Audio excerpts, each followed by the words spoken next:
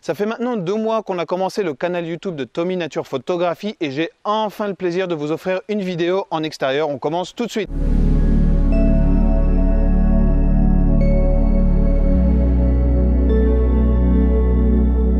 Salut à tous, j'espère que vous allez bien cette semaine. Je suis très content de vous offrir cette nouvelle vidéo, enfin en extérieur.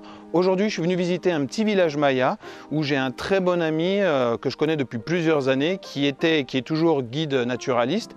C'est un ami qui s'appelle Octavio, qu'on appelle Ocho, qui est un superbe projet qui s'appelle Wakanchan. Si vous voulez en savoir plus sur son projet qui implique biodiversité, spiritualité, médecine ancestrale, etc., je vous invite à regarder la vidéo dont le lien s'affiche en ce moment à l'écran. Alors pour mieux comprendre mon travail de photographe de nature dans cette partie du monde, j'ai décidé aujourd'hui de vous faire une rapide introduction sur l'endroit où je vis, la péninsule du Yucatan. Alors la péninsule du Yucatan, c'est un très grand morceau de roche calcaire qui fait environ 180 000 km², qui comprend les États du sud du Mexique, Quintana Roo, Campeche et Yucatan, mais la péninsule comprend également le nord du Guatemala et le Belize. Un grand morceau de roche calcaire et qui est complètement plat, sauf de rares exceptions ici et là. Le point le plus élevé de la péninsule, c'est une petite montagne qui fait environ 1120 mètres d'altitude. Donc ici même, il y a plusieurs dizaines de millions d'années, on avait un récif corallien énorme qui, à travers le temps, a commencé à se calcifier peu à peu et à former cette roche calcaire. Cette roche calcaire qui, à travers les différentes aires glaciaires, va être exposée à l'air libre et on a donc un processus d'érosion qui va commencer.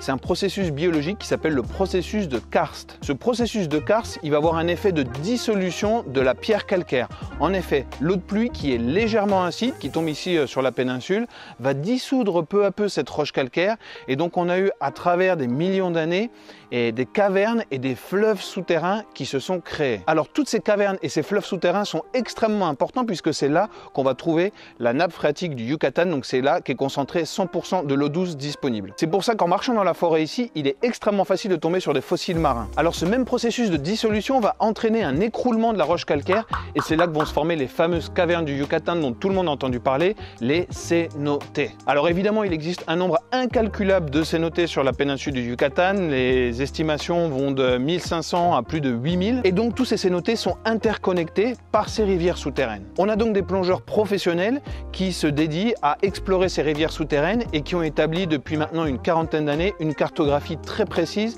des systèmes qu'ils ont eu la chance d'explorer. On a donc par exemple dans la région de Tulum les 2 fleuves souterrains les plus longs au monde. Alors quel est le lien avec la photonature? C'est très simple.